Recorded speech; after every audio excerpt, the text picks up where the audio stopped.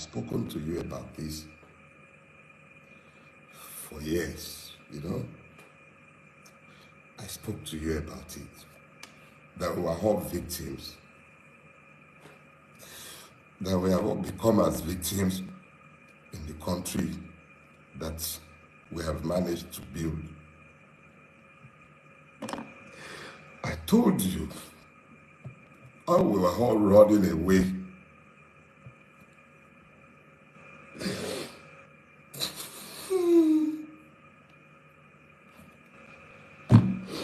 I told you how we were all running away from Nigeria because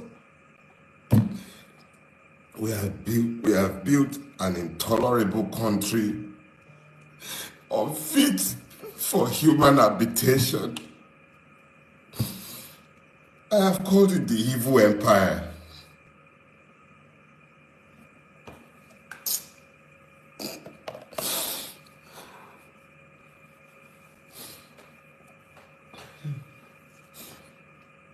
I have called it the evil empire.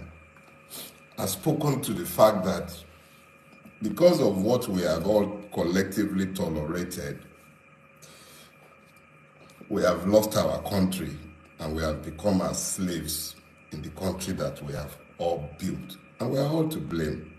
It was the idiot standing behind pulpits as I'm speaking with you, preaching injustice and lies to the people and helping them to normalize the madness that has overtaken all of us. I said this for years. So I am just as much a victim as each and every one of you. These are the first tears I have shed since my friend Ogunlanu died. I'm not given to tears, and I'm sorry. See, back to the issue. We all built this. We made this mess together, and it will take all of us to resolve the mess that we have made. It will take all of us. Without all of us functioning as one, the way you found the grace to function as one in the last month, you all acted as one. It wasn't about being Christian, being Muslim. They divided us along too many lines. Damn!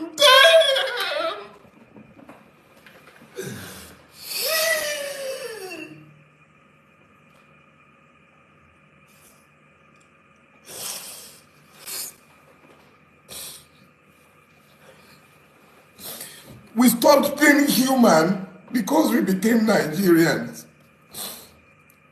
They divided us and we fell for it.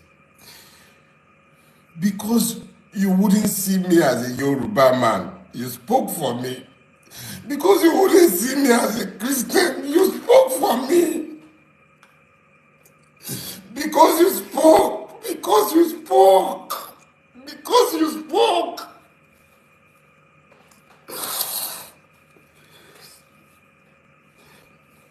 Because you spoke, Nigeria couldn't happen to me. Because you spoke. The only reason Nigeria couldn't happen to me is because you spoke. You spoke. That is why Nigeria couldn't happen to me. And yeah, Nigeria couldn't happen to me. Emu, Eki, Biteru Reko. You found your voices. I became you. And in our collective, you couldn't be silenced. And I could not be silenced. So it wasn't me that became the porcupine. It was you, the Nigerian citizens, that became the porcupine. So here is what we're going to do. First question I need you to ask yourself is this. How many of the people feeling the pains of the Nigerian state in detention or in prison deserve to be where they are? There's multiple people that I met in prison, and I will yet speak to my prison experience, but I assure you, I didn't shed a single tear. I was happy for the free accommodation. I didn't like the food and I didn't have to eat it. So I'm not talking about me in some pity form. I went to prison and I view it as a finishing school. It showed me exactly how ugly our country is. But because we have so many high profile cases, or because the internet has brought this home to all of us, let's talk about Naomi, the former queen. Let's talk about Hamzat Oriyomi and the proprietors of that school in Ibadan. Exactly what is it that they have done that has earned them the need to be in prison? We should ask that question, but not because of them, but because of the many other persons without names that you and I have no knowledge of who are languishing in prison. Have you thought about that? If they'll do that with those ones, what are they doing with those that nobody knows? They did it to me. You made it you. And because you made it you, they couldn't do it to me. Because our collective, acting together as one, turned the tide. The tide turned because we acted as one. Some Bulabas spoke for me. Obedience spoke for me. My brother in the Revolution Now movement, all of them spoke for me. Traditional rulers, you all spoke, and because you all spoke, I couldn't be treated the way each and every one of the other persons who do not deserve to be in prison were treated. The system resisted. I spent 21 days in captivity. 21 days. For those of you who are inclined to the spiritual, you understand the significance of 21 days. It pleased God that I should be kept in captivity for 21 days. The full cycle of a woman, the full cycle of Mother Nature. 21 days I was kept. There are some stories to be told on other days. There is a long walk to freedom, but it could also be a short walk. It depends on each and every one of us. But the one thing that has become very clear to me, is that whatever we are going to get, we are going to have to act as one. We cannot continue to divide ourselves the way we've been horribly divided. We've got to act in concert, and in acting in concert, we should be able to achieve better results. Yorubas have this proverb. They say, "Àìrìn lọ́wọ́ ọwọ́ ọmọ ejò ló ń ṣekú pa wọ́n." It simply means that if the reptiles, snakes, would act together in concert, then they would not die the way they die, since they rarely ever walk in pairs. We are the ones who have divided ourselves. My current travels, no, not travels, there is no traveling anything. Let me just say my current experiences or my past experiences, in my own candid opinion, highlight the need why we all have to act in concert. We need to agree what our own enlightened selfish interests might be. And I assure you there are multiple interests, because there is nothing that afflicts one part of this country that does not afflict the other.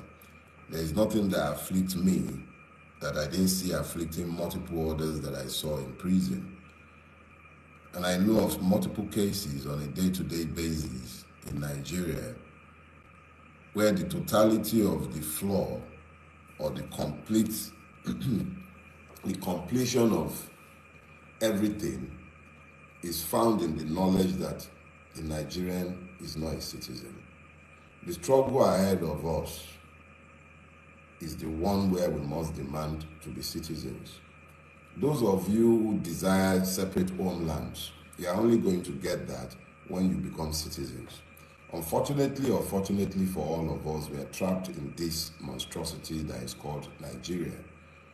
if we are going to ever come out of the monstrosity, whether that be as different nations or whether that be as one, it would be because we found the courage to become citizens in the space we are occupying today, forget the contrived differences between us, and then ensure that as citizens, we exercise our free sovereign will to do with Nigeria, our home country today, as we care.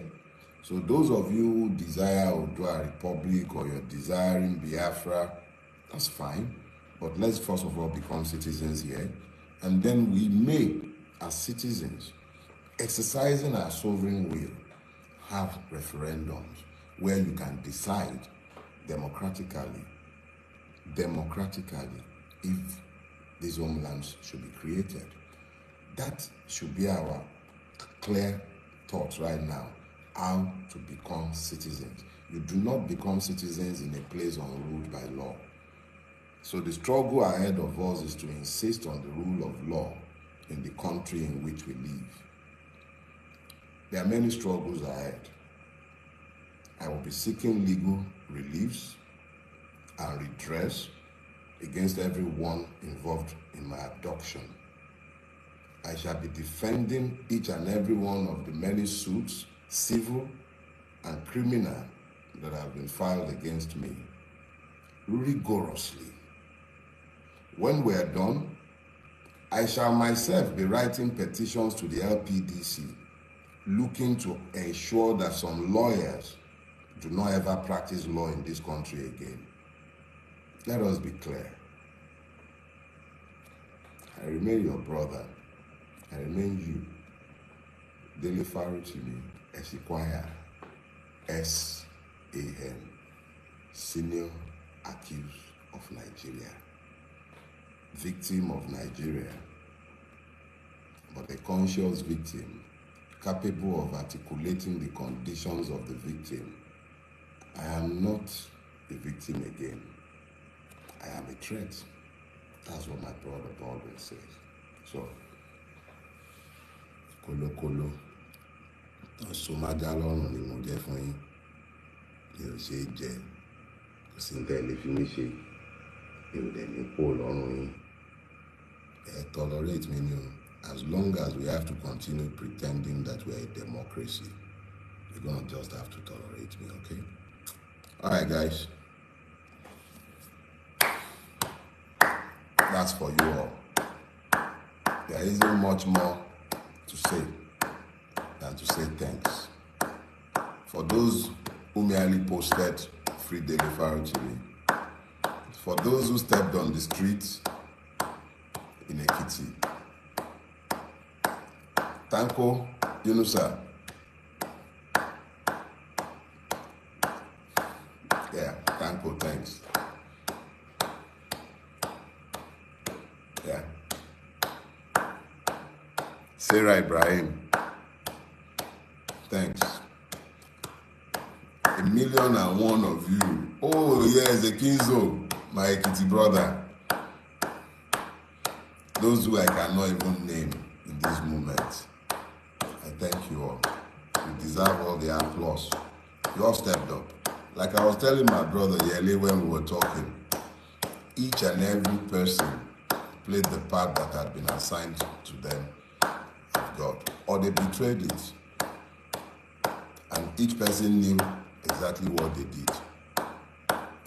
I thank Yele for his amazing support. Brother Peter Obi, Dad, I thank you all. And see you next week. You do not recall a bullet when it is fired. I cannot be silenced. See ya. Bye-bye.